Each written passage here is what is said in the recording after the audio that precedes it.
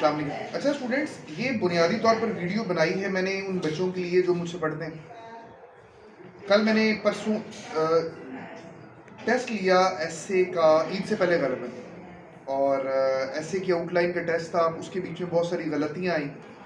ये वीडियो मुझे उनके साथ शेयर करनी है, उनको बताना है कि आउटलाइन के बीच में उन्होंने क्या क्या गलतियाँ की थी। लेकिन इसको यूट्यूब पे डालने का मकसद ये है कि जो बच्चे मुझे क्लासेस नहीं लेते और वैसे मेरी बात सुनते हैं, उन तक भी ये मैसेज पहुंच जाए कि कौन कौन सी गलतियां आउटलाइन में अवॉइड करनी है। देखिए, एग्जामिनर जब आउटलाइन देखेगा, जिस तरह मैंने आउटलाइन चेक की, तो उसमें सबसे ज़्यादा जो कॉमन मिस्टेक मुझे नज़र आई वो फॉर्मेटिंग की गलती है। खाना देखने में कैसा लगेगा ये बात की बात है, खाना खाने में कैसा लगेगा ये बात की बात है। डायलॉग यूज़ कर लिया मैंने अपना।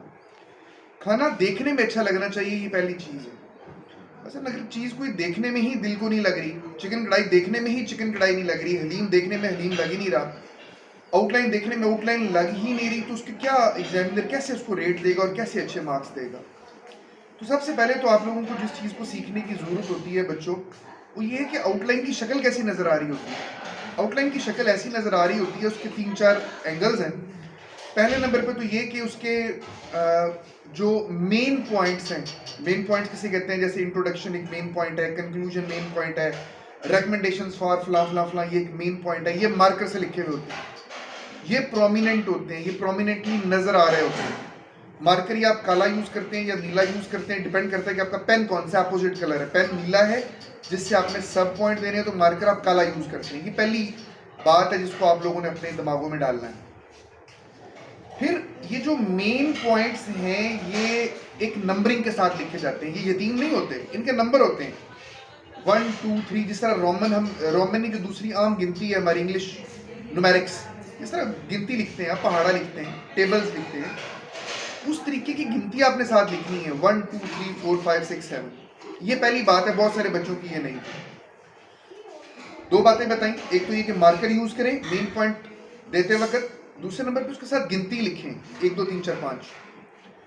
फिर जब आप सब पॉइंट देते हैं तो सब पॉइंट के साथ भी गिनती चलेगी या कोई मार्क चलेगा जिससे पता चले कि ये पहला है, दूसरा है, तीसरा है। वो क्या हो सकता है, वो रोमन गिनती भी हो सकती है 1 2 3 4 5 हर सब पॉइंट के साथ, या फिर वो स्टार हो सकते हैं, वो डॉट्स हो सकते हैं, कोई भी प्रोमिनेंट चीज़ हो सकती है। लेकिन आपके सब पॉइंट किसी मार्क के साथ अलहदा से नजर आने चाहिए कि ये आपके सब पॉइंट, जो कि बच्चों के बहुत सारों के नहीं। तीसरी चीज अलाइनमेंट है। आउटलाइन जब आप बनाते हैं तो आपके मेन पॉइंट ऊपर से नीचे एक ही लाइन में आ रहे होते हैं, बिल्कुल सीध में। जो आपके सब पॉइंट है वो इसी सीध में नहीं होते, वो थोड़ा सा राइट टिल्टेड होते हैं, ऊपर से नीचे वो एक ही तरतीब। मतलब अगर जो मेन पॉइंट्स है उनकी अलाइनमेंट ये है, तो जो सब पॉइंट है उनकी अलाइनमेंट यहाँ पे होगी, ये उनकी अलाइनमेंट होगी, थोड़ा सा राइट साइड पे वो टिल्टेड होते हैं, राइट साइड की तरफ उनका झुकाव होता है। इसका फायदा ये होता है इस तरह की हरकत करने का कि पता चल जाता है कि मेन पॉइंट कौन सा और सब पॉइंट कौन सा, और एक खिचड़ी पकी हुई नजर नहीं आ रही होती, खिचड़ी पकी हुई फील नहीं हो रही। तो ये बेसिकली फॉर्मेटिंग है कि आपके जो आउटलाइन है वो देखने में आउटलाइन लगे। अच्छा, फिर इस आउटलाइन के बीच में आप लोग, जिस तरह मैंने अभी एक टॉपिक दिया था flaws in the education system of Pakistan, तो बेसिकली जो पूछी गई चीज़ है वो फ्लॉज है। जो इसके सब पॉइंट हैं, कुछ बच्चों ने क्या किया कि इसके नीचे सब पॉइंट दिए 5, रिकमेंडेशन के नीचे दे दिए 8, कॉजेज ऑफ फ्लॉज के नीचे दे दिए 9। भाई अल्लाह के बंदो, ये क्या चीज़ हुई? जो चीज़ पूछी गई है ऑब्वियसली उसका वेट ज़्यादा होना चाहिए। अगर आपसे पूछा गया है कि पाकिस्तान के निज़ाम तालीम में फ्लॉज कौन से हैं, तो 10 12 13 सब पॉइंट आपने यहाँ पे लगाने हैं। 3 4 5 कॉजेज दे दें, 3 4 5 रिकमेंडेशन दे दें, कीपिंग इन व्यू कि आपके पास कितना टाइम है, कितनी स्पेस है। अच्छा, फिर आउटलाइन का जो वॉल्यूम है, कितना जगह वो घेरेगी, वो A4 साइज के 3 से 4 पेजेस हैं। आपने पेपरों के पैसे पहले से दिए हुए होते हैं जब आप CSS के पेपर देने के लिए बैठेंगे, तो कंजूसी किस बात की करते हैं? घुसा के घुसेड़ के गंदा करके क्यों लिखते हैं? इसकी बुनियादी रीजन क्या है, मैं आज तक समझ नहीं पाया। खुला लिखें, अपने मेन पॉइंट के नीचे सब पॉइंट देने, थोड़ा सा फासला दे के लिखिए, ताकि वो मतलब इस तरह मोती परोए हुए होते हैं, खूबसूरत सी चीज़ है, वो देखने में ही अट्रैक्टिव लगते हैं और उनको देखने में अट्रैक्टिव लगना चाहिए। अच्छा, फिर कुछ बच्चों ने गलती ये की कि जो सब पॉइंट हैं उनको देते वक्त एक बड़ा मैंने एक सिंपल सा फार्मूला बताया कि भाई अगर आप फ्लॉज लिख रहे हैं तो या आप फ्रेजेस दे दें, फ्रेजेस कहते हैं कि सिंपल बुलेट लगा दें, या आप क्लॉजेस दे दें। क्लॉजेस ये कि पूरा पूरा जुमला लिखें, इनको मिक्सअप ना करें। अब कुछ बच्चों ने फ्लॉज कैसे लिखे कि पहला फ्लॉ लिखा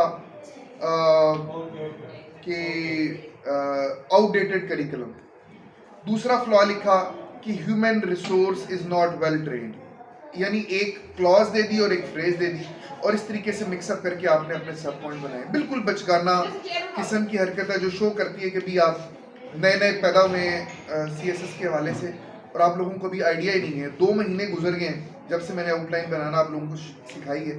तो ये तो बड़ी बुनियादी किस्म की चीज़ें हैं कि आपने सब पॉइंट जो कैसे लगाने हो। अच्छा, फिर कभी भी सब पॉइंट बनाते वक्त उसको रिपीट ना करें एक बात, मतलब नई से नई बात लेकर आए। ये क्या आपकी बात है कि जी एक आपका सब पॉइंट ये है कि जी इंफ्रास्ट्रक्चर अच्छा नहीं है आपका, दूसरा ये है लेबॉर्ट्रीज नहीं है, तीसरा ये है वॉशरूम नहीं है, तीसरा फ्लॉ ये है, चौथा ये है कि जी IT लैब्स नहीं है। भाई इस तरह करके फिर आप ये कह देंगे कि बेंच नहीं है, फिर आप कह देंगे पंखे नहीं है। इन सारी चीज़ों का सब पॉइंट एक होना चाहिए कि जो बुनियादी फैसिलिटेशन है उसकी कमी है, इससे बियॉन्ड मत जाएं। मतलब एक ही तरह की मिलती जुलती बातें आप जो है वो करी जा रहे हैं। एग्जामिनर बच्चा तो नहीं है, वो उसका दिल कर रहा होगा आपके आगे कान खींचे आपका हर।